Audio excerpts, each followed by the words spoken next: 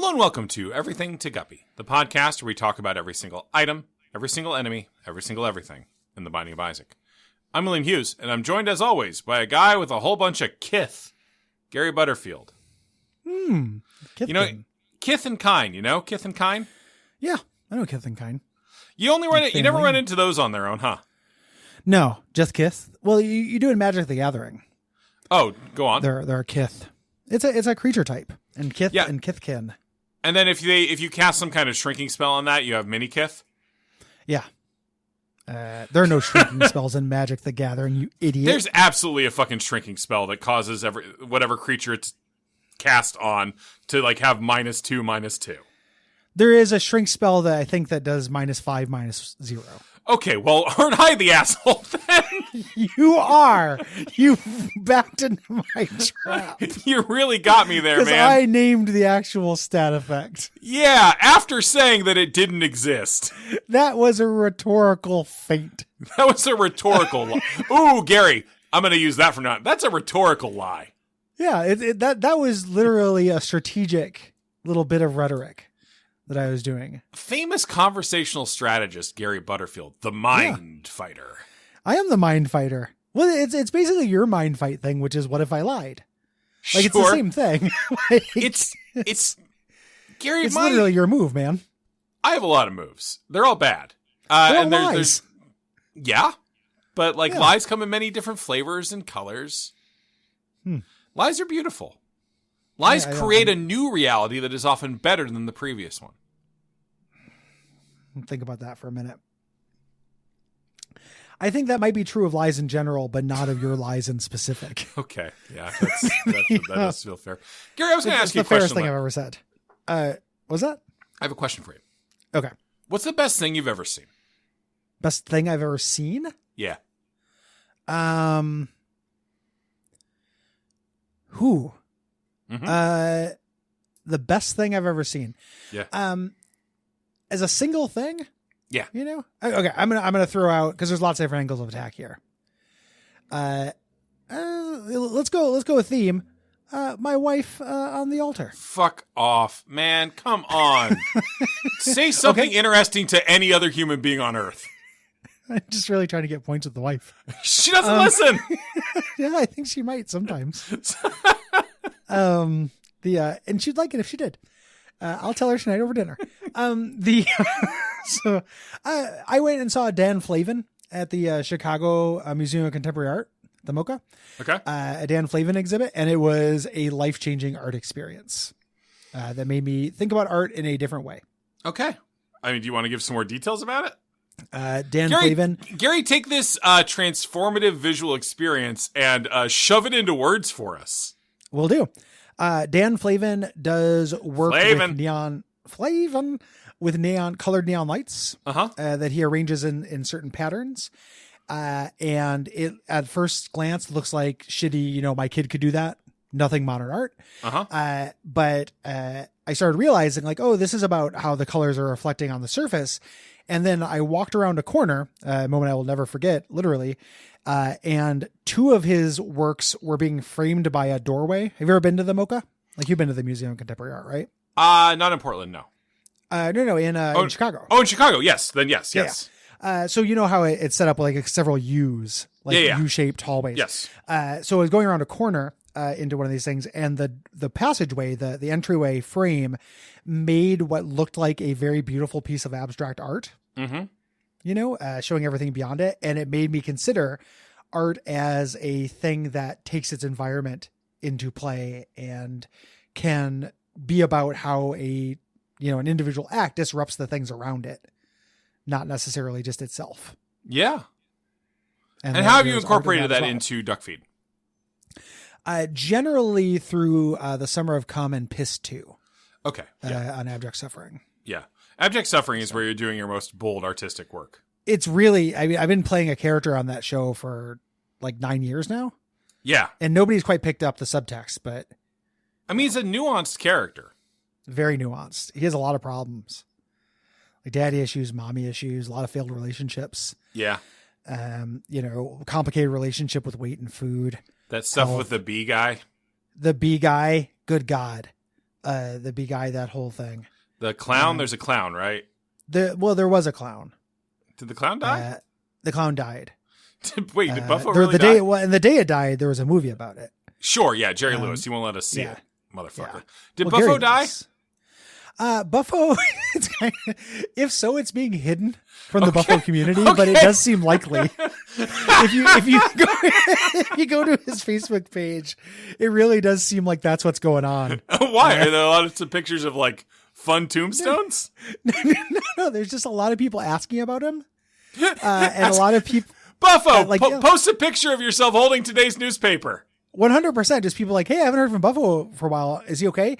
And for a while, Buffo's wife was just like, Buffo's fine. He's just resting. And now it's just silence, which makes me think. So now we're more worried that maybe Buffo's wife has died. Possibly the entire Buffo line has gone out of favor. We have to find the true heir. Yeah. You know? Oh, yeah. We all played Oblivion. Yeah. Yeah. And it's amazing that Buffo wasn't necessary to the prophecy. It didn't just, end the game when he died. What's the best thing you've ever seen? I'm deeply irritated that one of my answers is also an installation artist exhibit at that exact museum. Art is transformative. Is it? But it can't. Why is it, or are we just dumb visual receiving machines? Okay. If art can affect me, does that mean the art is good or that I am dumb? Not everything means you're dumb. Lots of things do, though. Huh? I mean it, but it doesn't mean that a lot of things do. There's an Icelandic artist named Ólafur Eliasson who also does these kind of like visual, like he does some neon stuff, but he also just does like weird spaces. And I do there's an exhibit that he does where I wasn't even sure if it was part of the exhibit. Like you go into this like very dark hole, basically, like. And there's a couple turns because it needs total darkness. And then you come around the corner and it is a room with a rubber floor with water misting down and a light just shining through it to make rainbows. Okay. Yeah. And that sounds awesome. It was, he's really cool. Unless he's a shitty person. He might be a shitty person. Well, also, I guess Ann Flavia might be a shitty person too. We forgot to put that out there. Yeah. Hippie army. Or, I don't know, like, Probably Yellowstone Park, like up in the mountains and looking out over the valleys. I don't know. There's a lot of good stuff. I'll tell you something that's an absolutely true thing about myself. I've never had that experience from nature. Really? Nature just doesn't do it for me. I don't care for nature, but I like vastness. I like vastness, but I prefer an artificial vastness. I get that feeling from being in a big hangar, like a more than I do pussy? a big park. Oh man, why hot dog down a hallway? Am I right? Sure. What could be fine? Gary, that's right. You know what my actual answer was? There's a part of the Star Wars ride at Disney that is a beautiful artificial vastness. Nice. Genuinely, really, really, really, really visually impressive. Probably the coolest thing I've ever seen at a theme park. Don't want to spoil it. It's part of Rise of the Resistance. We're gonna go at some point. Me and the wife. That might be what we do for our honeymoon. Nice. That'd be awesome. Gary, should we do double honeymoon? That is will be awkward with the sex. And I had a honeymoon already. If you recall. I don't. We're talking about Keeper's Kind. How did it inconvenience me? I wasn't around. We had to double up a week. Okay. Oh, now I remember. All right. Yeah. Sorry, I had to use the filing system. Yeah. The file under M for me. It's a big the file, Will Hughes biography. It's a big file. It's a lot of empty folders surrounding one very large filing cabinet. Inside the M's, there's another alphabet. Like me, comma, Gary. well, there's one hole that's me, comma, Gary, comma, inconvenienced by. Yes. It's huge. Yeah.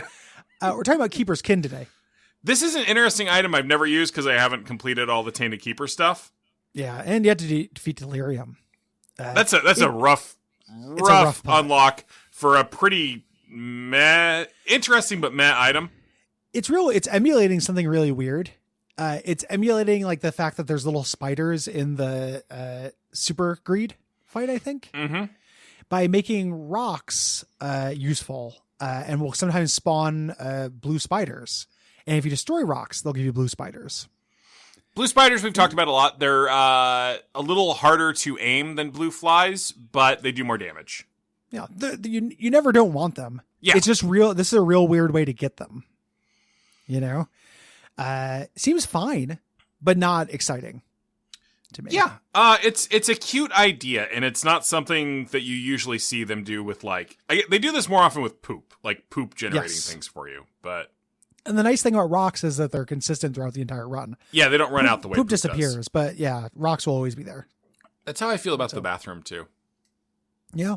It's the room where always poop gonna have disappears. rocks. Yeah. You can, sometimes I like to throw a rock down my toilet just to remind it of poop if I haven't pooped in a while. Just to give it a snack. Okay. Gary, real quick, how much have you spent or had spent on plumbing over the last year? Very little. I rent, baby. Well, I'm saying, how much is the... Oh, have the property management companies paid? Not my business. Not my problem. That's fair. You know? I don't know. I just tell them there's a problem. They come fix it. Give it to ICE. Well, the DJ revolves it. Yeah, he does. I don't got to hand it to ICE. If you like the show, go to patreon.com/Duckfeed.tv. Still no reviews this week. Maybe do something about that. Yeah, stop being withholding. Stop being it's a withholding. form of abuse. Gary, that's a tricky... Yeah, I know. After I said it, I realized it yeah. Yeah, I know, right? Well, Gary, I think we can get away with it as long as you sound sheepish for another, 10 seconds. Okay, hold on. I don't know. Gary, can I get it real quick, just for my files, I'm sorry. I'm sorry. 20% less jizzing. I'm sorry. With way more jizzing. Yeah, went the wrong way. Being told not to jizz. So no, I don't want something. I'm sorry. No, it still does need to be sorry. Oh, I'm sorry. Yeah, it's everything I wanted and more. No ghost. I am sorry. Sounds racist without the baby voice. I don't know. I'm not. This is the hardest thing you've ever asked me to navigate. I'm playing irritating stick, except it's irritating dick, and the irritating dick is you. Yeah, that's every episode of the show, though.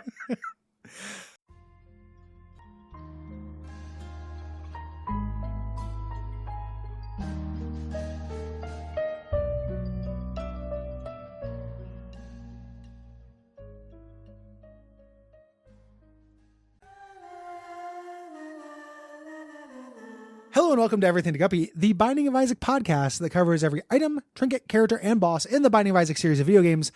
My name is Gary Butterfield, and with me, as always, is a man who has been having sex with the keeper and got up in the cunnilingus, Will Hughes. Gary, Vito. I'm sorry. Okay. Oh, Vito. Real Vito? I'm sorry help? Yeah, it helped, I guess. No, you're right. I was performing cunnilingus on the dead child, Tainted Keeper. And that's why this is Maybe Keeper's it was one box. of the shopkeepers. Also, dead children. Well, some of them seem pretty big. Maybe there's no grown-ups in this game except Mom. Yeah, and Dad.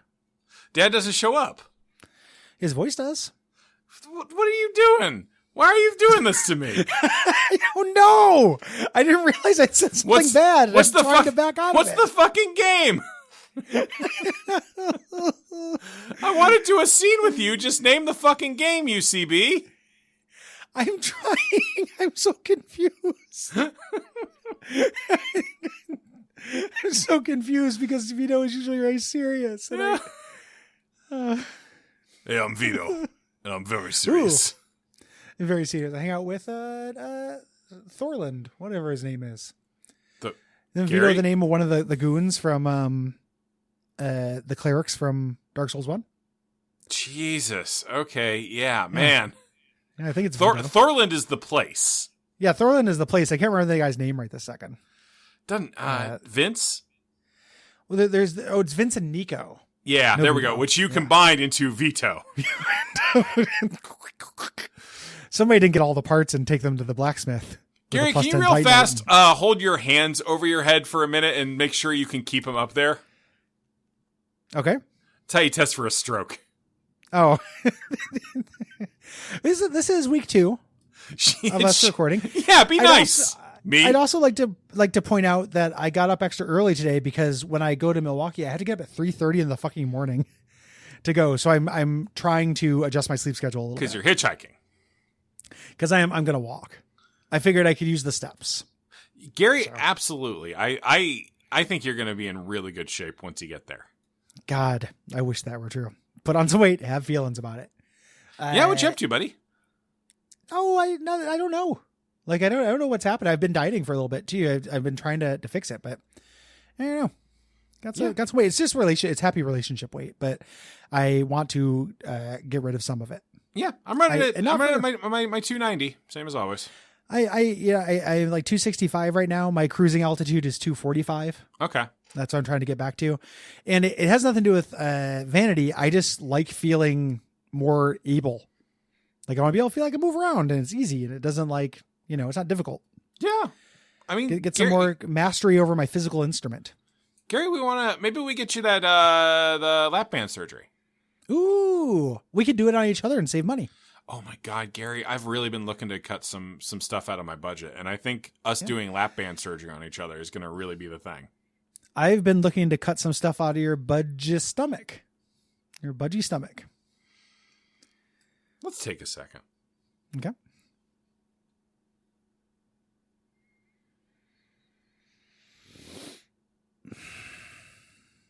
Okay. I've reset. Yeah, I had one drip of coffee left in my coffee cup, and I was just letting it kind of slowly slide down. It was very relaxing in its own way. My jokes will be good from now on. I'm sorry. Yeah, I'm not going to play with the stuff on my desk anymore, so I think we're both making some serious improvements to the show here on out. Handshake. Do you think if we do lap band surgery on each other, we do it in the 69 position? I think we would have to have someone go first, Gary. I think that's the only medically responsible thing for us to do. Yeah. Who wants to go first? Oh, you want to go first? Yeah. That's great. Like, I want to see how it goes before I have it done to me. Absolutely. No, I'm doing it to you. I called dibs on doing the surgery. Well, you should have clarified. You're right, Gary. No takesies backsies. No takesies backsies on dibs and lap band. Is it? Yeah, that's going to be, I think I know what it is. So it's going to go well. You're basically cutting out a chunk of like the small intestine or something, I think. Ooh. Yeah. The comedian Mike Schmidt had it. So I heard a lot about it on his podcast that I used to listen to. The 40-Year-Old Boy. A often 4-hour monologue from a stand-up comedian. It goes into lap band digressions. It's one of the, I haven't listened to it in years. It was one of the funniest things I ever heard. Sometimes. I get that. We're talking about Caper's Box today. We are. This is neat. Yeah, this is actually very similar to an item that got modded in as well, which was called Portable Shop. And that's kind of what this does, except instead of giving you a shop, it just gives you a shop item. Yeah. That you have to pay for. It's a 4-room charge, active item, and it just puts a thing on the ground that you have to pay for if you want it. Could be a pickup, could be a pedestal item. Yep. Only shop stuff, of course. It is literally just a portable shop. This is pretty neat. I think it, one of the cool things about it is, again, shops run out, like about a halfway point of the game. Like having access to buy shit, in the womb and onward is cool. Yeah. 4-room charge is pretty generous. Sorry, I've got a little bit of hiccup. That's okay. It's also 4-room charge really nice because you're going to get some bad rolls on this. Oh yeah, you're going to get a lot of bad rolls on this. Yeah, like a bomb, and you don't need a bomb or a key. You don't need a key. You never need a key. Yeah. Yeah, I'm gonna say it. Next time you play no Isaac, key meta. Yeah, no key meta. Like keys slow you down. They only let you into rooms that have not important stuff in them. They're ugly. They're aesthetically quite bad. We're all about us. Like we're talking about art and nature and shit. We're all about aesthetics today. You got to care about your Isaac drip. Oh my God, your fit? Your fit needs to be Fleek. Fleek drips and fits. That's my law firm. Fleek drips and fits? Yep. Ooh, style law. That's kind of like the Gary, did you ever This is like it's an old like kind of like story from the Old West, but there was a gunfighter. But the crazy thing about the gunfighter was he wasn't a human being. He was a panda bear. Okay. And he had attachment issues. So he was always like, he couldn't stick around in any one place for very long. I don't know if he was being pursued or what. Yeah, he was the panda bear gunfighter who eats, shoots, and leaves. Oh. Is that off the dome? No, that's an old joke book joke. Oh. Well, I'm just... That I made longer with words! I'm back in, baby! The worst thing about old jokes is they're so concise. Finally, there's somebody to fix that. Gary, I think I've done this on the show before. I'm going to do it again. This is a joke that I got from the Clue books when I was a kid, and it's still one of my favorite jokes. I've almost certainly told it to you before, but go ahead and ask me my job and then ask me what the hardest part is. Well, what's your job? I'm a comedian. What's the hardest part? Timing. Yay. Still works. Still makes me laugh.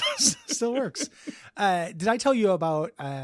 there was a guy at a... Sorry, Gary, I'm just reflecting on the fact that on my fucking comedy podcast, I'm just sitting here doing joke book jokes. Referring to jokes. Second week. Everyone be nice. Be nice. Also, I've been...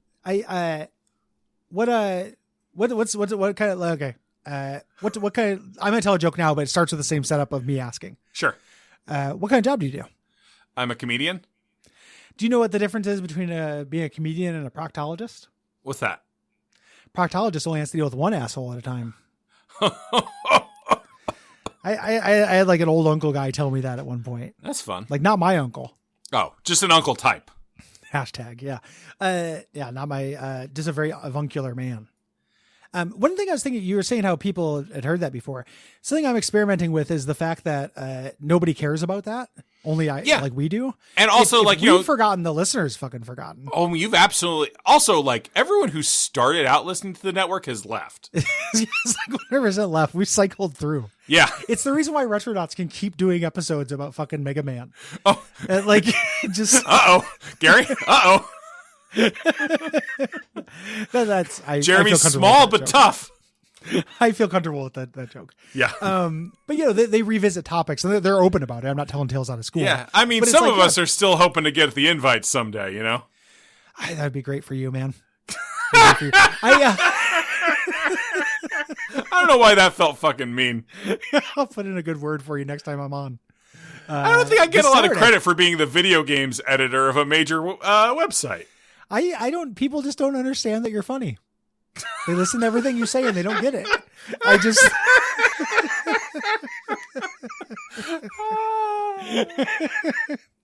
See, that was mean on purpose. Yeah, no, it was good. I loved it. Yeah. If people like this show, what should they do? Then go to patreon.com/Duckfeed.tv and donate to the network. Reminder, you, besides getting access to all the current bonus stuff that comes out, you also get access to all the past bonus stuff, I assume. You do. Of which there is like hundreds of hours of good shows. We try to make it a lot of stuff. Yeah. Here's the thing. Gary and Cole are both, is it fair to say woke soy boys who are extremely nervous about feeling like they're overcharging people for stuff. So they don't care if you just come in for 1 month, steal it all, and then leave. Yeah.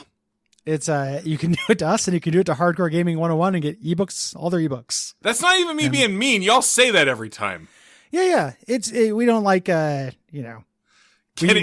attaching a value to your work. Yeah, it feels bad. I'm getting more and more comfortable with it, but it's it's hard. You understand that, right? Did you ever have that problem? Gary, I don't like being paid for anything. Yeah, I figured as much. And I consider everything I do to be inherently valueless. So yeah, you totally get it. Yeah, you're the person who gets it the most. Yeah, but I still smelled weakness. No, I hear music, I'm gonna fucking dance. Yeah. Bubby.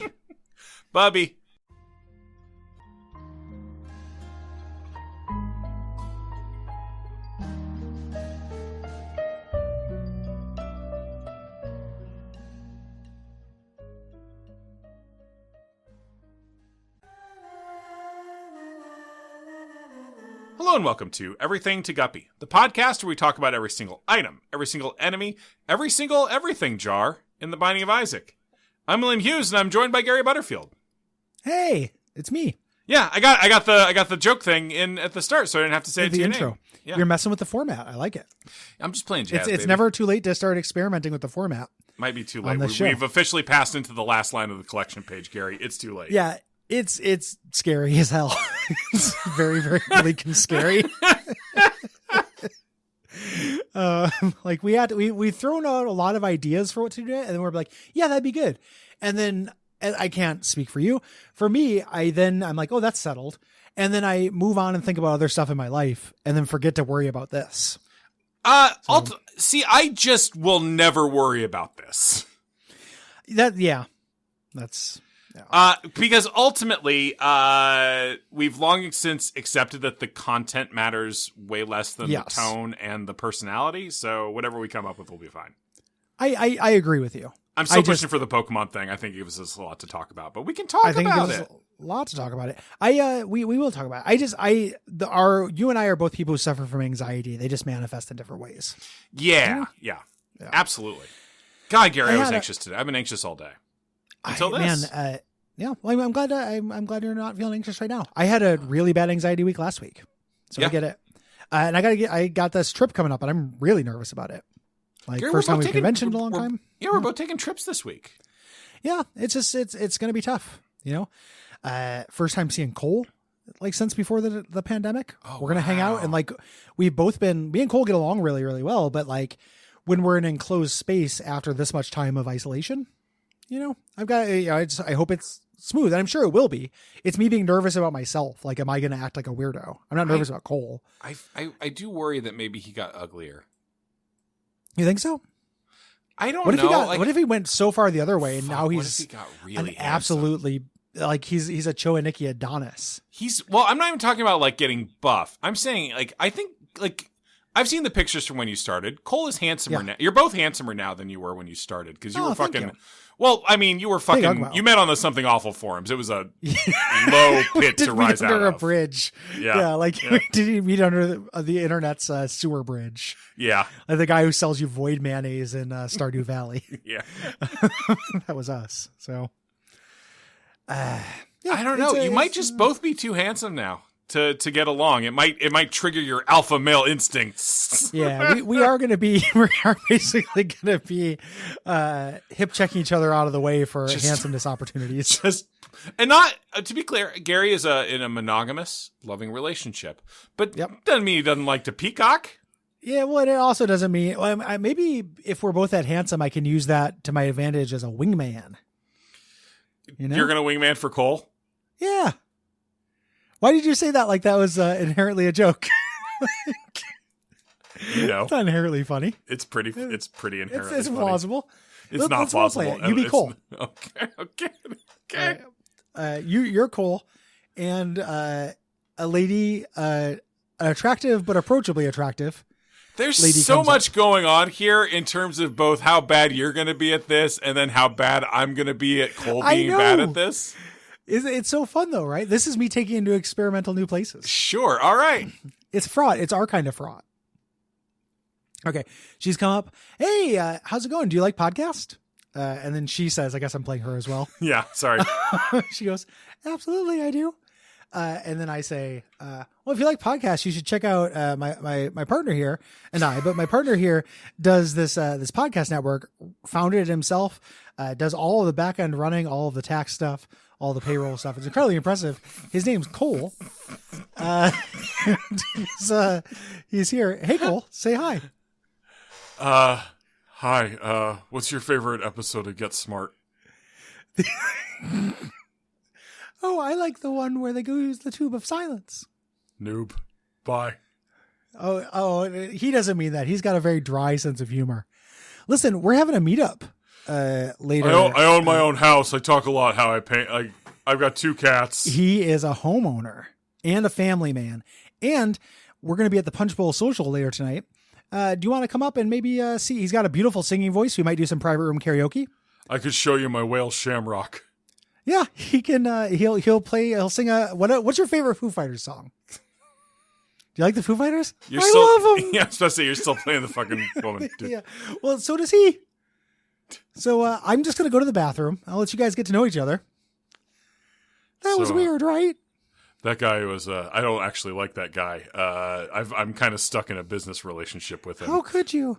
Hey, is he the guy who gave out your phone number? I read about that on Kotaku. Yeah, he gave out my phone number, and I got swatted and then doxxed and then swatted again. It was, Oh, you poor thing.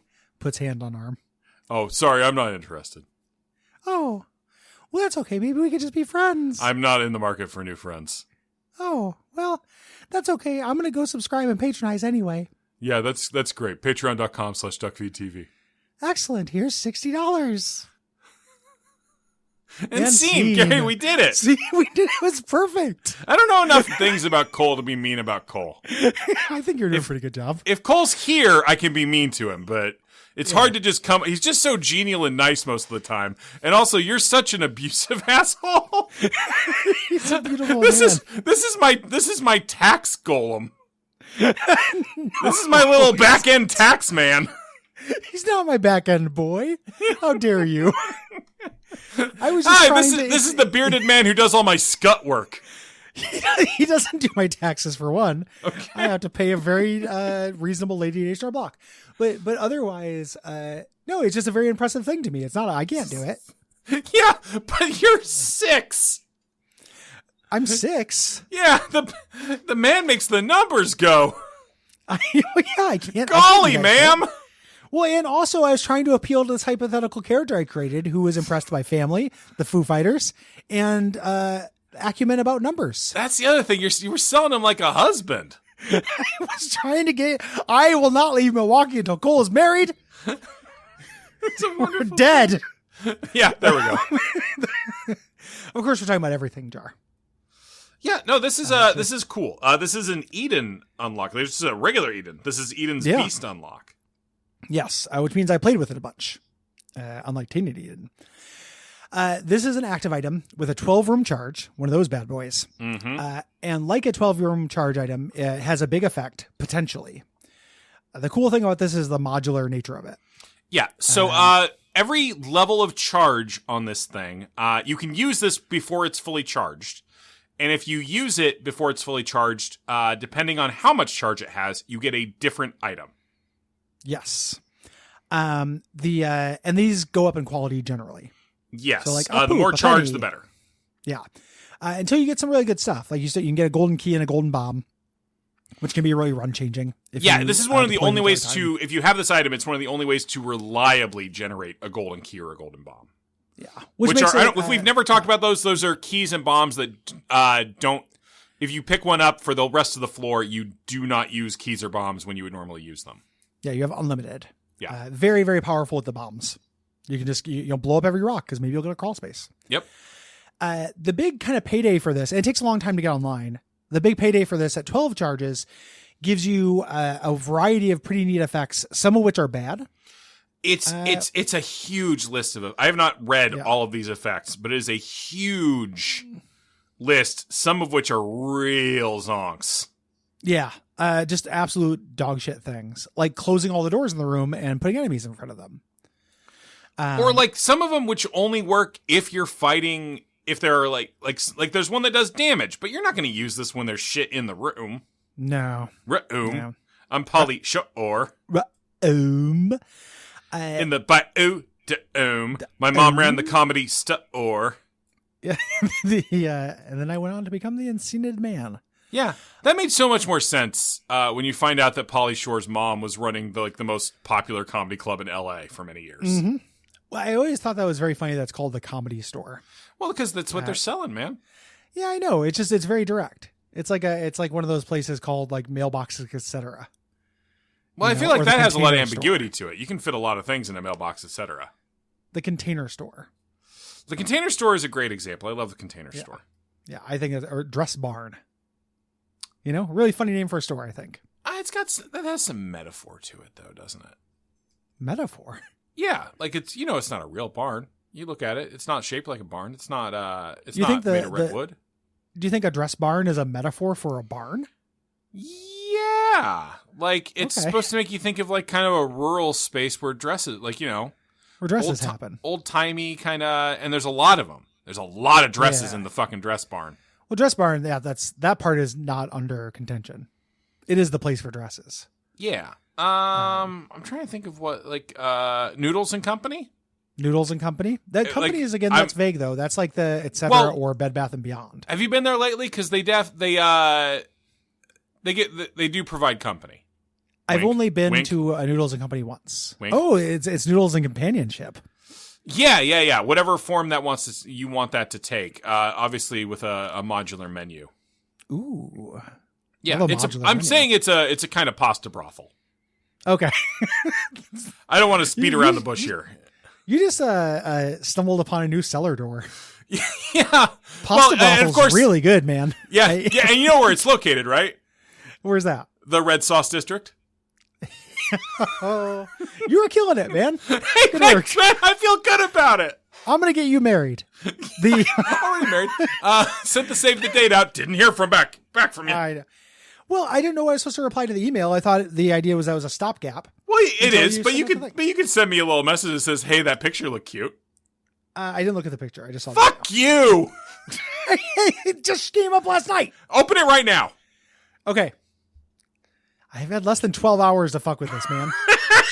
Yeah. No one's arguing I'm not being unreasonable. I've been busy. Oh, okay. Hold on a second. Sorry, March. Homer, I've been busy. All right. Let me see if I think this is indeed a cute picture. All right. I'm going to click to open. Real reaction. Oh, that is a very cute picture. Yeah. That's adorable. I'm fatter than that now. I think in your face you look the same. It wasn't meant to be mean. I don't know. All right, Gary, list off all the effects that this fucking 12 charge item can have. Oh, Jesus. Okay. Random amount of pickups. So kind of just like hitting all the points on the way. Gives you a fly, friendly orbital fly. Gives you a bunch of disposable allies. So blue spiders and flies and dips. Spawns enemies, like basically turns into a challenge room. There. Does nothing. That sucks. The marquee thing is it spawns an item. The item, cycles between 9 different items 30 times per second. So it's like a random item, basically. You can get an item, and the item is from the current pool. Spawns many colored beams of light around the room that damage enemies. Fills the room with poop. Spawns 6 troll bombs. Flips all the sprites on its side, giving you random tier effects for the rest of the room, like Data Miner, one of the worst items in the game. Spawns many shopkeepers around the room. And spawns a Giga Bomb. As a pickup that lets you pick it up, and then the next thing you do will do a Giga Bombs are awesome. Clear. Yeah. It's extremely hard to get them. You can get them with that fuse cutter trinket as well. But yeah, having a Giga Bomb is really difficult to do. I'm going to go ahead and say, Gary, that the 12 charge effect of this sucks. It can be very disappointing because you wait a really long time. I think it's very useful as like a utility item, though. The major utility here is you can basically, if you're manipulating your charge properly, generate whatever pickup you want or need. Yes. And at worst case scenario, it's a penny every 2 rooms. Yeah. Which is better than the wooden nickel. Yeah, or a bomb every 3 or a key every 4. Those are all... That's great. That's actually really, really powerful. And then also, it's worst case scenario, it's the same thing as a bottle of pills, right? 6 rooms for a pill, which is not very good, but 7 rooms for a card, rune, or soul stone, and then up. Like the 7 to 11. Soul heart, then gold heart, then golden key, then golden bomb. Those are all of those, I would say, from gold heart up are probably worth more than the effect you would get when firing this off at 12. It's a thing where I didn't really realize that it was a good item, and partly because I was just waiting for it to fully fill up. Well, you're not trained by the game to fire off items when they're not charged. Yeah. So I need to give this another shot, and I'm looking forward to it. Yeah, it's a cool idea for sure. Absolutely. If people like the show, then go to patreon.com/Duckfeed.tv, give us some money. Yeah. And then you can also go to ratings and reviews. So we have some for the final run of the Isaac run. Oh, it's you going want to be us so to depressing. Not have anything to read. Oh my God. Just to and we'll just, if there's no review on the last episode, we'll just fade off. Yeah. We won't do anything. I won't do all the big stuff I've been preparing. Yeah, we will not do that. Gary, I have plans. Yeah? We're bringing back every single character. Oh, baby. The bus comes back, baby. That's phenomenal. Somebody go out there and list them all, please. Yeah, please. Yeah, in the Slack this week, list every character. Gwen has been looking for more hours. No ghost. No ghost.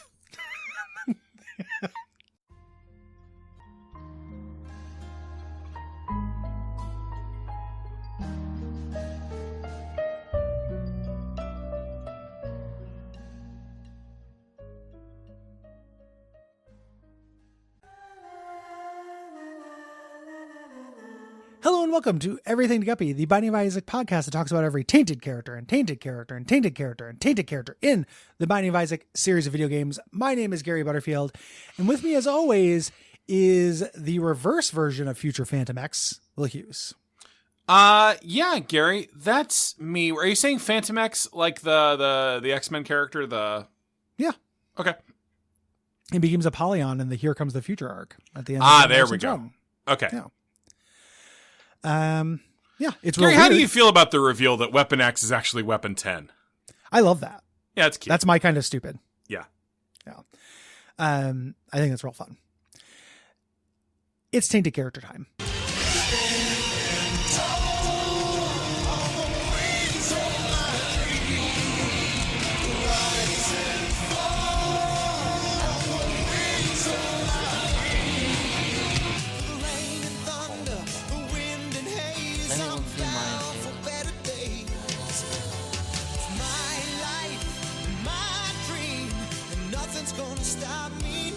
Character.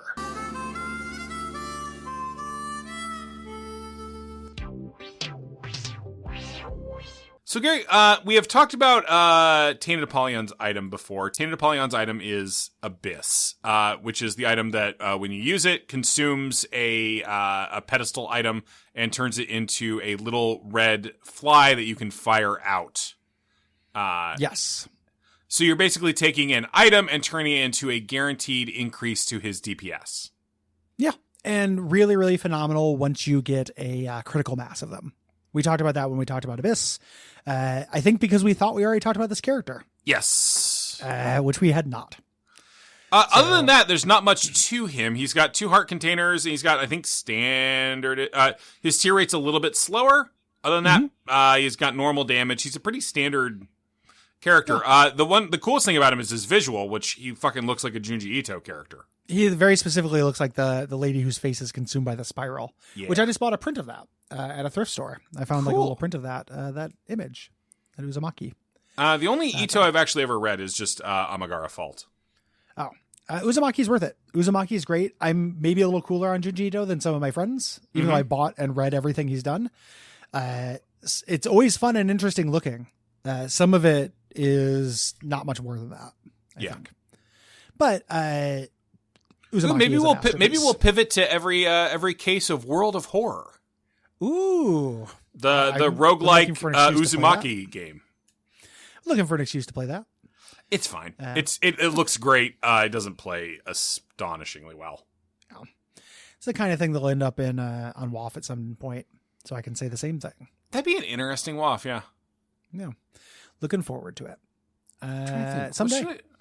Gary, what should people do if they like this? We did have like a 10-minute digression into Cole's romance. Yeah. Life last episode. You know, so it does seem like we're later in the episode than we are. We gave a lot. That's bonus content, by the way. You only get that if you're a Patreon subscriber. Yeah. I'll figure out how to do that technically. Gwen! Gwen, help! Gwen, help! God, Gwen's great. Gwen is great. I've got, let's see, what do I have on my desk? Yeah, I've got my notes. I've got my John Wick notes on my desk from watching the first 3 John Wicks and counting all the murders. Mm-hmm. I've got my notes from the D&D movie. Oh, nice. Are you going to write about that, or are you notes? Yeah. I was. No, yeah, Gary. I do think I might write about it instead of. I'm actually a real weirdo. Yeah, I do this for all movies. I mean, I was weirder than the guy I was sitting next to who was in chainmail. So, Really? yeah, Yay! he seemed cool. Yeah, that's awesome. We're gonna do that for Adaptation Decay at some point, but probably not this month. I think me and Cole in the hotel room are gonna stream the movie Gamer. Okay, yeah. For Adaptation Decay. Yeah, from the Crank guys. Yep. Time to rip off the Gamer bandage. Finally. And then the D&D movie, which I'm legitimately looking forward to. Yeah. I think I'm going to do the angle for the piece is going to be all the ways it replicates the irritating ways people play D&D. Okay.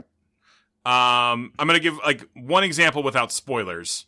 Mm-hmm. There is a character who is exactly and only the DM's pet NPC that they throw into it to guide you around for a while. And a GMPC. Yeah. And fight. And like they'd get all the cool fights and then they just leave. That's phenomenal. Yeah. That's great.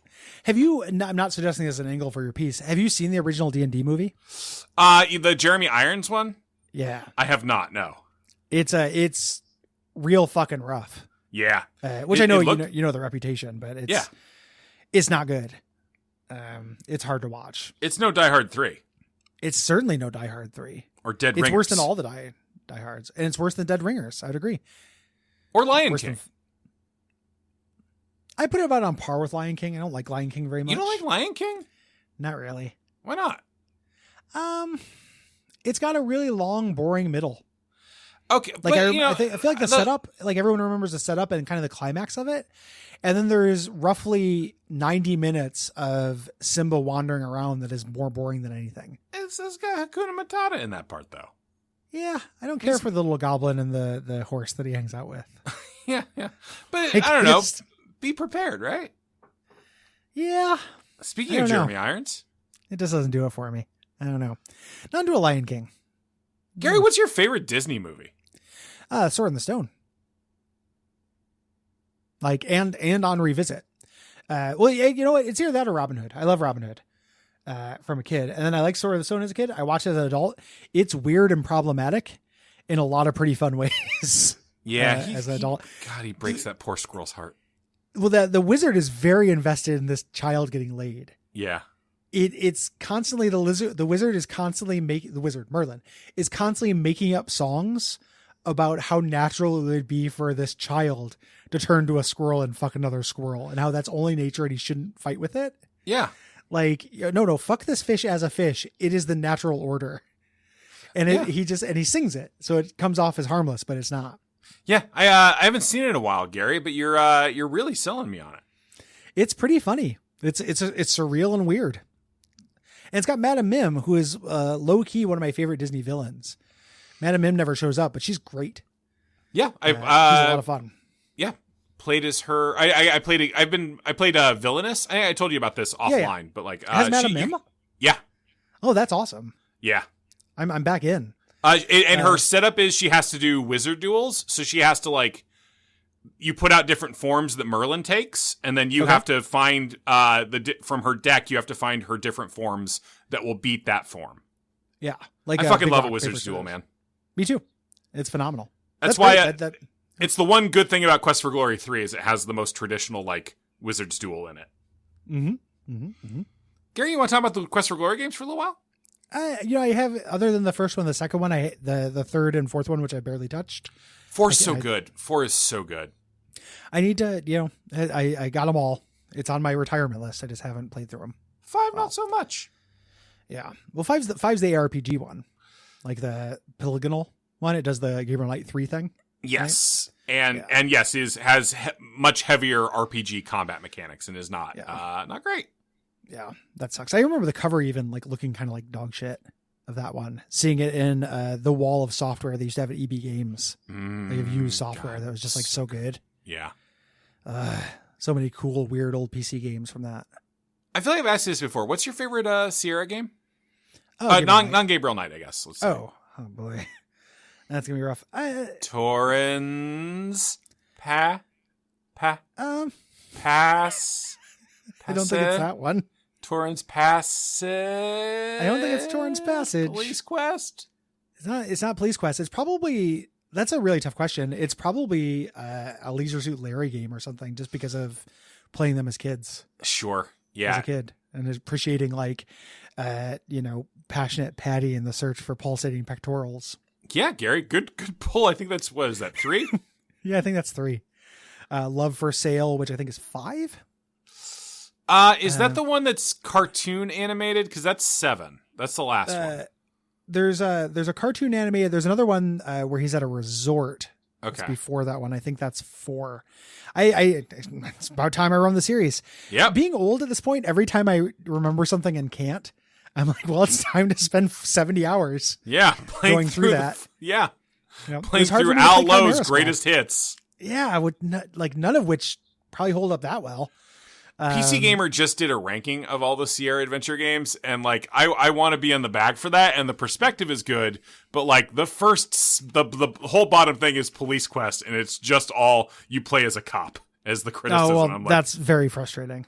I mean, to be fair, like those games are deeply they're neat. They are deeply irritating because they're like, if you don't check all the tires on your cop car before you drive. Yeah, it's because they're trying to do something new. They're procedurals. Yeah. Like it's literally kind of a training tool, which is really fucking weird. But yeah, to turn children into cops, and Gary loves that. I respect that part of it. That's why you became a dispatcher for a while. It is why I worked in law enforcement. I have worn the badge, I've worn the blue, and I know what it's like to sing the blues like Everlast. Space Quest 4 or 5, probably. I love Space Quest. Yeah, those are really good games. 5 doesn't have voice, unfortunately, because the voice in that is really good. It's Gary Owens is the narrator. Oh, there's some publisher developer stuff going on too. I'm trying to pull up a concise list that's not ranked. Yeah. And Betrayal at Krondor is on there, but that's just published, not developed. Yes. That's a Did Dynamix do that?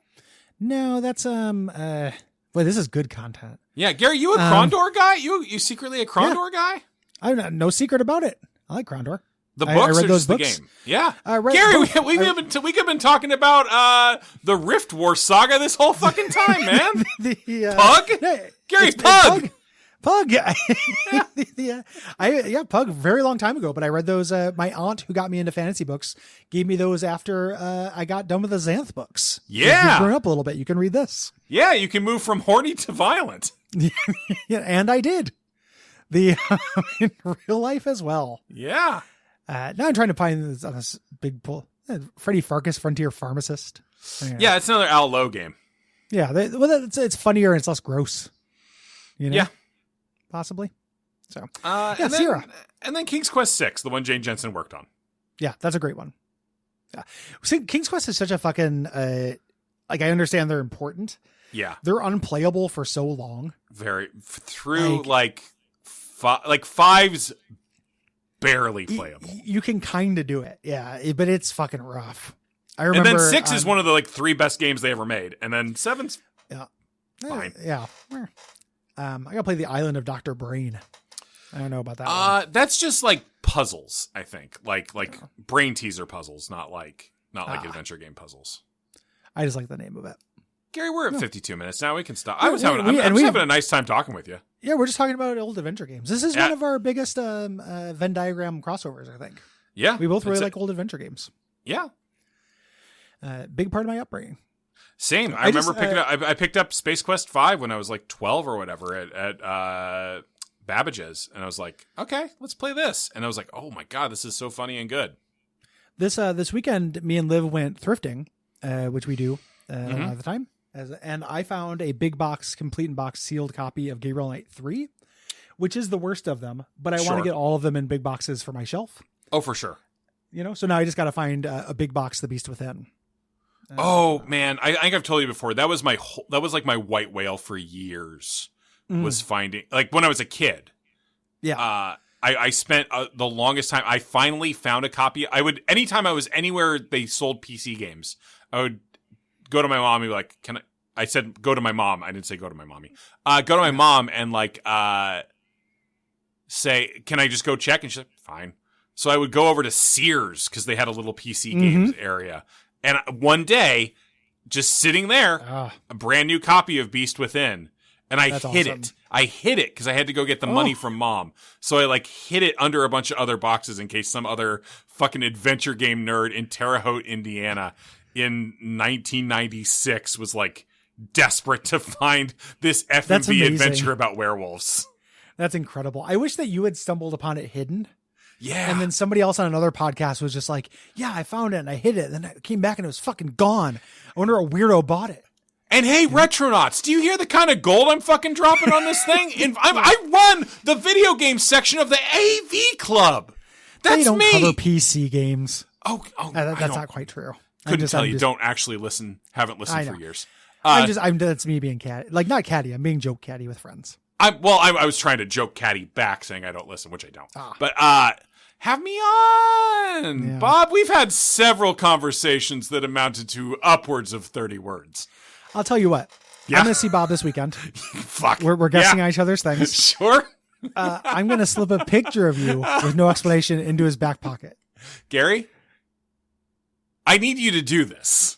It's like, I don't know if I can slip anything into his back pocket, but I might be able to slip it into like a bag. Gary, can we compromise on that? Because I don't want to accidentally touch his butt and then not have a friend anymore. Sure. I would also accept having a picture of me and wordlessly sliding it across the table to you. Yeah, done. I can make that happen. I'll do it on mic, man. You'll be able to hear it in the episode during the warm up part while Cole's messing with the tech stuff and I'm doing crowd warm up. Yeah, which is typically what we do. I will slip Bob a picture of you. Thank you. That's all I need. I can't wait for the reaction to that. Like, oh, like, and I won't. So here's the other compromise: is I'm going to do it during our panel. I'm not going to do it to him during his. I appreciate that. We're guesting on. Yeah, I appreciate it. I don't want to. Yeah, like, no. I understand. It's not the kind of thing I'm going to do in front of Jeremy Parrish. Like, that guy is too much of an elder statesman of games to me. Like growing up, where it would just feel like Dad is going to disown me if I do that. Yeah. He's not going to be mean about it, but I just don't want to put myself in a position where I have to explain that joke. I get it. Yeah. Yeah. Who am I trying not to be mad and yelled at? No ghost. No ghost. All right. I have to get a picture of you though. I'm going to print one out, I think.